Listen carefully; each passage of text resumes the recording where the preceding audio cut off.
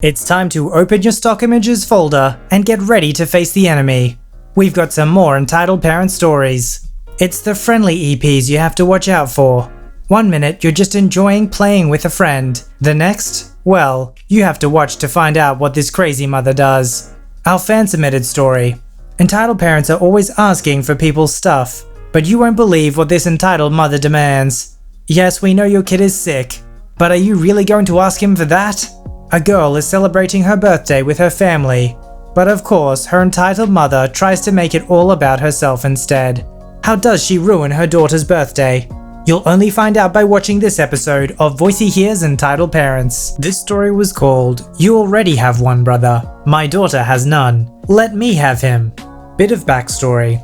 My dad used to be in the Navy and was a single father of 3. How on earth he did it is beyond me.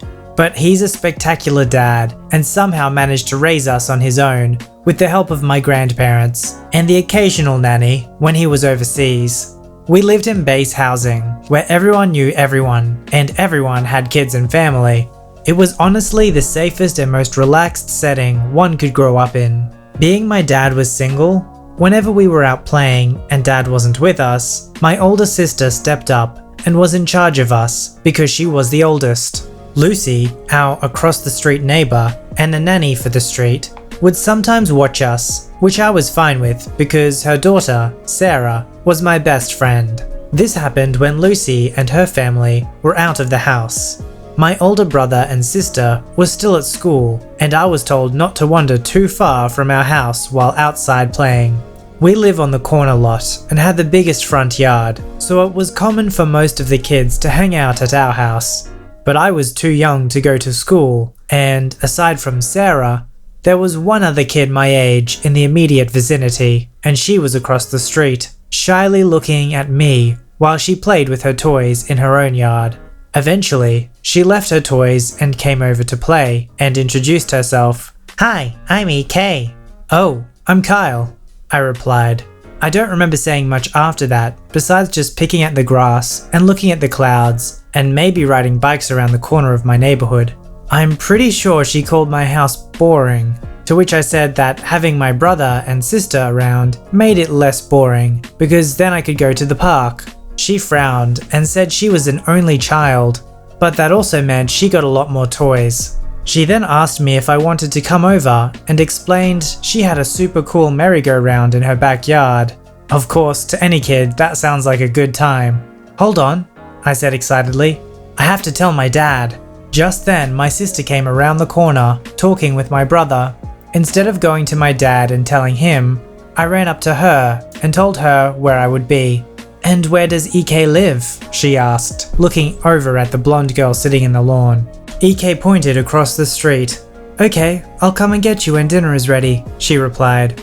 "Don't forget to tell Dad too," I said, running off to join EK as she walked towards her house.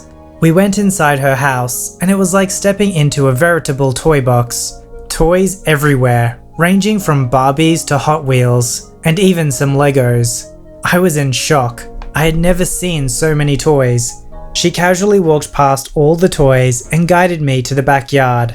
There it was, a small merry-go-round. I immediately ran over to it and hopped on, kind of pushing the thing with my foot to make it start up. She jumped on too, and before we knew it, we were having a blast. Her mum, the entitled parent, came out, and all I can remember of her was that she was an absolute unit, with somewhat messy blonde hair, wearing a hot pink shirt and jeans. Yay 90s fashion. She was watching us play, smiling and enjoying the moment while she sat down and smoked. It occurred to me I had never seen this family before today, and it made me feel a little nervous and a little awkward to have some adults I have never seen before watch over me while I played with someone I just met earlier today. Eventually, Entitled Parent called out that she was headed inside to make dinner, and I was welcome to stay. A couple minutes passed, and I think Entitled Kid could sense something was wrong with me, so she brought me inside to play with some of her toys. I tried forcing myself to ignore the awkward position and started playing with some Legos. About half an hour passed before I heard a light knocking at the door. Curious, I peeked out to the hallway, where the mum was answering the door. It was my sister. "Is Kyle here?" my sister asked. Yes, the entitled parent replied in a condescending tone. Can you tell him dinner is ready and Dad wants him home? My sister politely asked. EK must have snuck her way behind me because all I heard was a huge draw of breath before she firmly yelled the word, "No!" I turned around and there she was, stomping her feet and crossing her arms, looking a lot less like a friend and more like an entitled stranger. EP leaned against the door, taking up the entire frame and probably doing some damage to the hinges on the door, since I assume it couldn't support so much weight. "Well, why doesn't he come and get his kid then?" she asked accusingly. "I am in charge of him," my sister shot back. "I don't care, Missy. You have another brother. My daughter doesn't have any siblings. Do you really need this one back so soon?" she replied. My jaw dropped and immediately all kinds of alarms were going off in my head. I could tell my sister was reacting the same way because there was just silence on the other side of the door.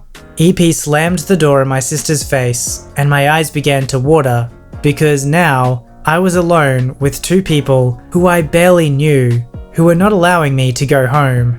EP saw this and immediately assumed I was crying because I didn't want to go home. "Don't worry, darling. I won't let her take you home. Now wash up for dinner. It's almost ready," she said in a sickly motherly tone.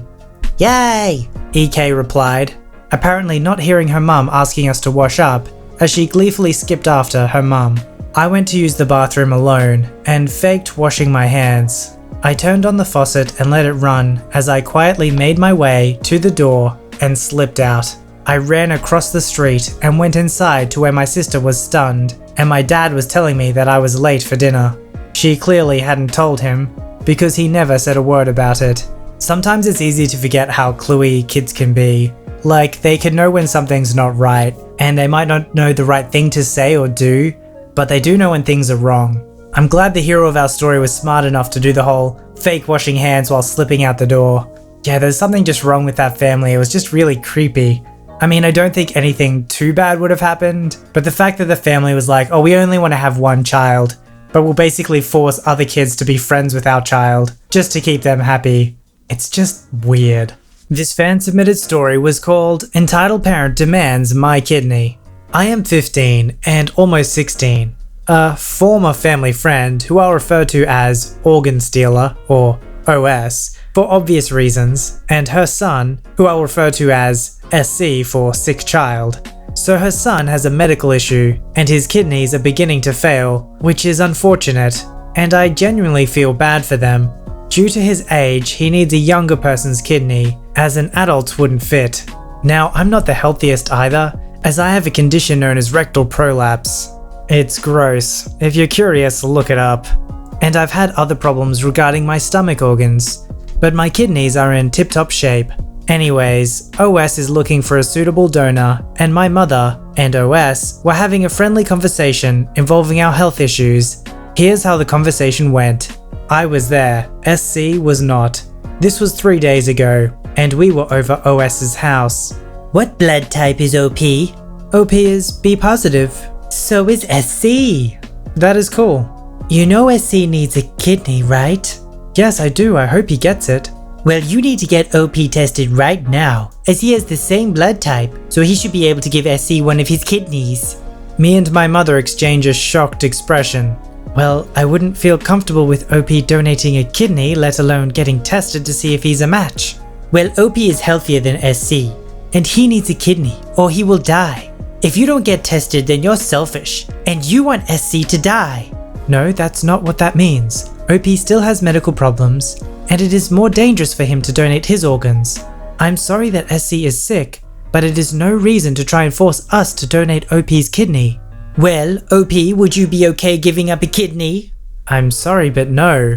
I'm really sorry that SC is sick, but I won't make my health issues worse and risk my life. Even if I wanted to do it, it's my mum's decision.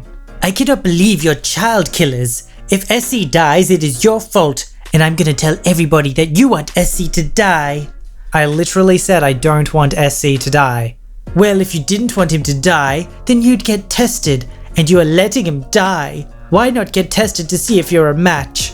I'm not letting him get tested, because either way he is not donating a kidney. and I'm not gonna put that pressure on OP.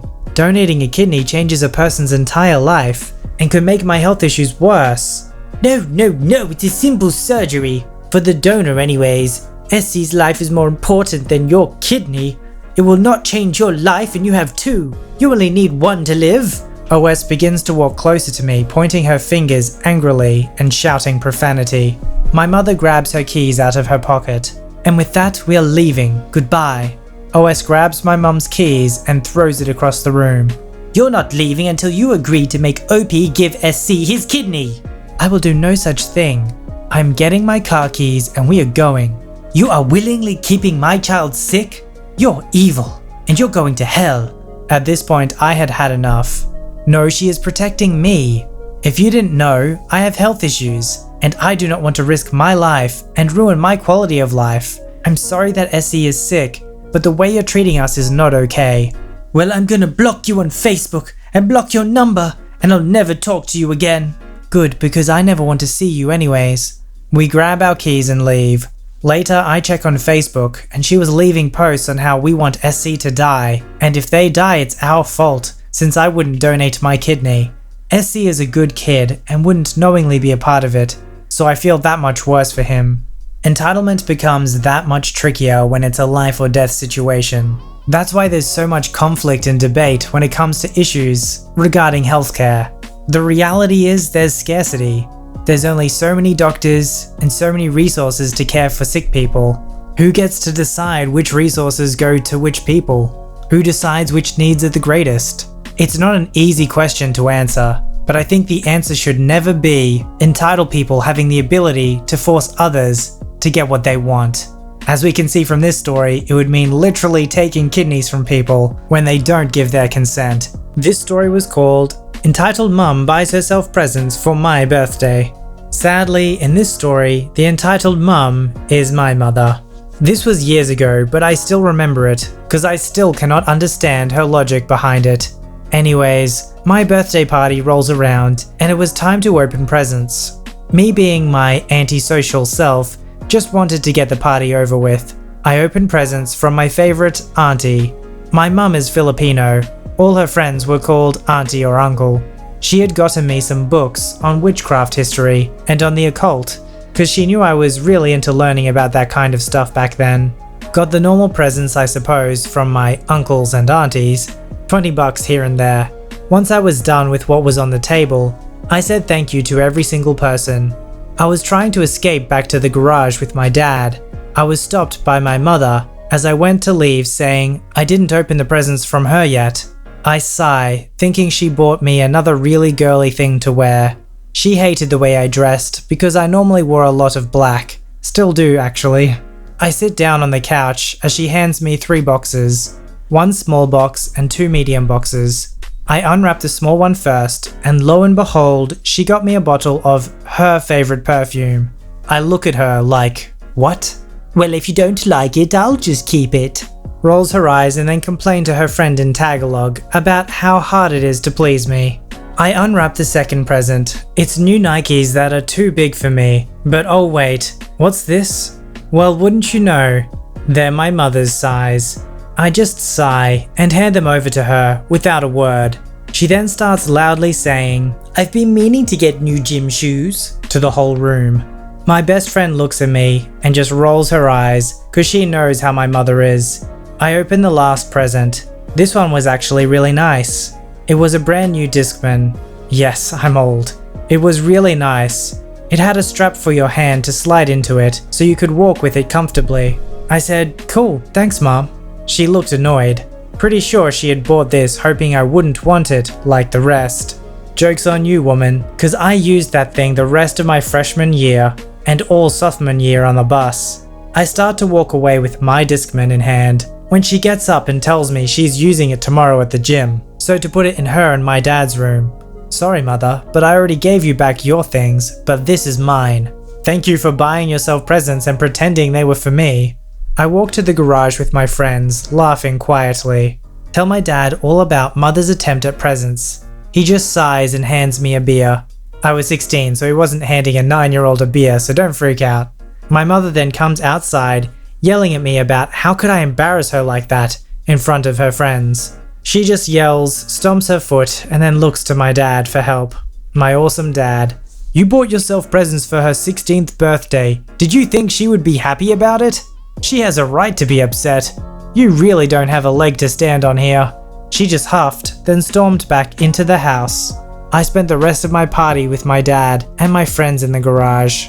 This is one of those things that The Simpsons made a joke of, where like Homer buys the bowling ball for Marge with Homer written on the bowling ball. And the reason it's so funny on the show is because it's so crazily awkward. Like, it's so obvious and selfish. It takes the whole point of giving a gift to someone and completely flips around and does the exact opposite. Now I could see somebody buying, say, a TV series for somebody that they really like because they think, well, I enjoy it, maybe my friend will enjoy it. But when you buy someone some shoes that are literally the wrong size, you've got no excuse.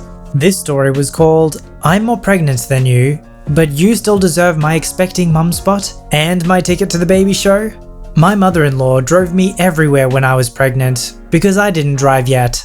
I was very pregnant during summer, and not being used to the heat, as it was, I was really struggling.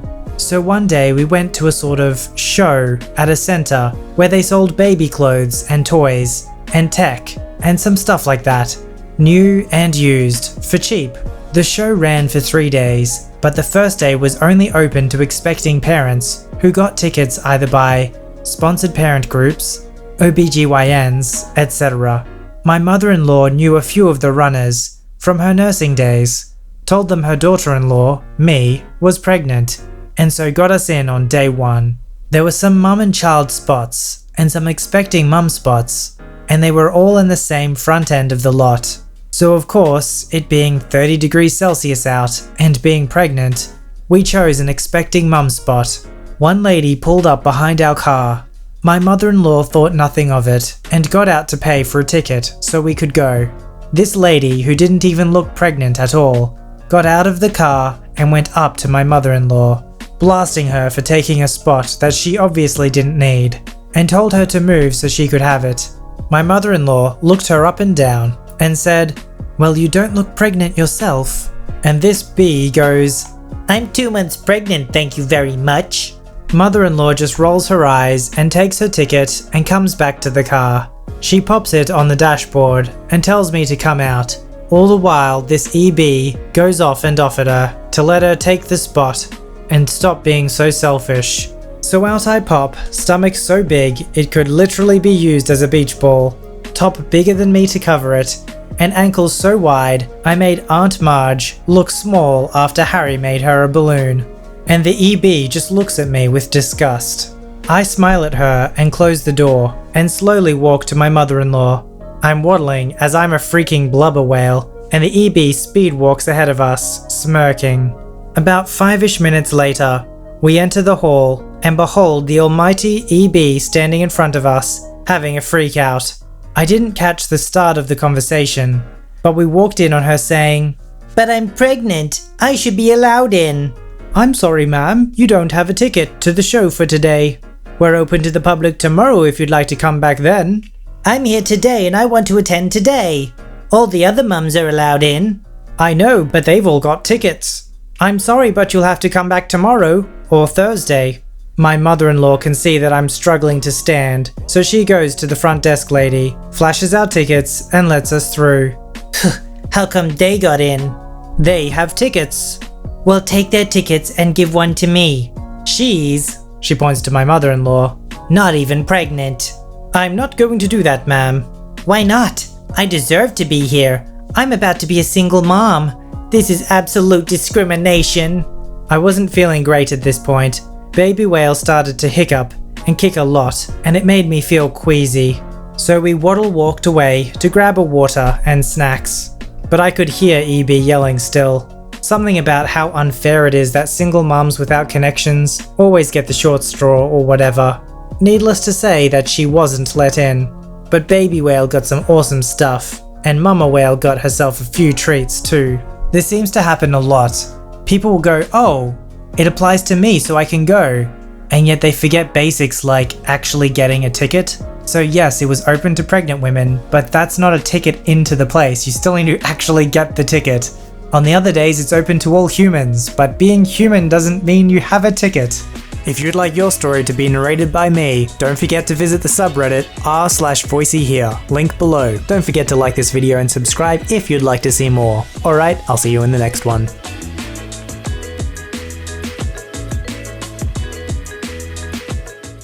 I don't care, Missy. You have another brother.